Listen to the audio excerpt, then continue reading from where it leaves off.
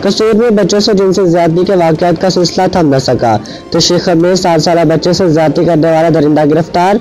तो शेखम बिलाल वल्द अब्दुल रशीद जट ने मस्जिद के तकद्दुस को भी पामाल कर डाला। तो शेखम में मासूम बच्चे मोहम्मद सुभान को 20 रुपए का लालच देकर मस्जिद के वॉशरूम में ज्यादती कर डाली। मुतासरा बच्चे दीनी तालीम के लिए मस्जिद में गया था। तो शेखम अवाम के गम गुस्से को देखते हुए थाना शेखम पुलिस को कार्रवाई अमल में लाना पड़ी। बच्चे को मेडिकल के लिए कसूर DHQ हॉस्पिटल मुंतकिल कर दिया गया है। तो शेखम बच्चे के लवाहिकीन ने DPO कसूर और वज़ीर आला उस्मान गुजार से बिलाल वल्द अब्दुल रशीद के खिलाफ फौरी कानूनी कार्रवाई और इंसाफ के लिए अपील की है।